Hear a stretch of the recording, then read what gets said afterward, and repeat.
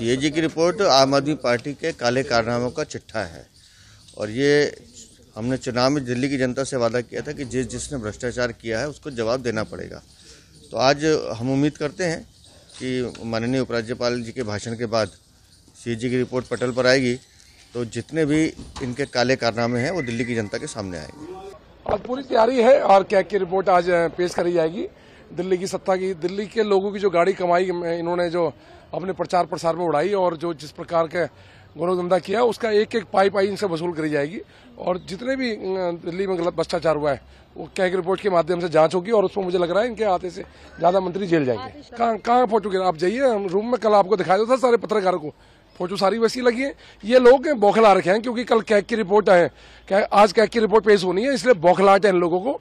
पहले दिन जब धन्यवाद समारोह चल रहा था इन लोगों ने सदन को रोकने की कोशिश करी और सदन में कई चीजें होनी थी कल, पर इन्होंने रोका और सदन के काम में बाधा डाली और तस्वीरें सारी वहीं लगी है। आप जाके कमरे में, कल सारे पत्रकारों ने देखी, तस्वीरें कहीं नहीं हटी, उसी कमरे में तस्वीरें हैं और इस तरह का माहौल जानबूझ के ये क्रिएट करा जा रहा है क्योंकि इनको पता है कि कैग की रिपोर्ट पेश होगी तो इनके आधे से ज्यादा पूर्व मंत्री तैयार जाएंगे। अपोजिशन का रकस कल दिखाई दिया था, आप उम्मीद करते हैं कि आज हंगामा ना हो? हम तो चाहते हैं कि स्मूथ चले। दिल्ली ने हमें चुनकर भेजा है, हम दिल्ली की लड़ाई हम लड़ रहे हैं सदन में, दिल्ली के हक के लिए हम बिल ला रहे हैं, पर उसमें रोकने का काम, बाधा डालने का काम कोई कर रहा तो आम आदमी पार्टी के लोग कर रहे हैं, इनके कार्यकर्ता कर रहे हैं, इनको समझना चाहिए।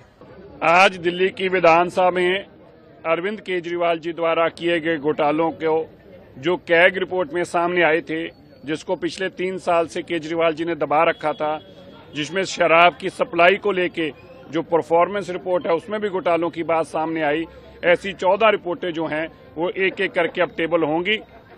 अरविंद केजरीवाल जी के कार्यकाल के अंदर जो लूट सूट दिल्ली के साथ की गई उसके कच्चे चिट्ठे खुलेंगे। अरविंद केजरीवाल जी उसको इसलिए दबाकर बैठे थे क्योंकि जो करप्शन और उन्होंने दिल्ली को लूटा था वो कैग ने हाईलाइट करके निकाल लिया था और अरविंद केजरीवाल जी जानते थे कि अगर ये रिपोर्ट सामने आ जाएगी तो उनकी सारी लूट कसूट और करप्शन के चिट्ठे सामने आ जाएंगे, लेकिन बचा नहीं पाए। सरकार बदल गई, पहला केजरीवाल जी सरकार है जो कैग की रिपोर्ट भी टेबल नहीं कर रही और उसके लिए भी हाई कोर्ट में जाना पड़ा विपक्ष को। आप सोचिए कि कितने कट्टर बेईमान हैं अरविंद केजरीवाल जी, इतने कट्टर बेईमान हैं कि कैग की रिपोर्ट भी टेबल नहीं होने दे रहे थे, वो भी 3 साल से।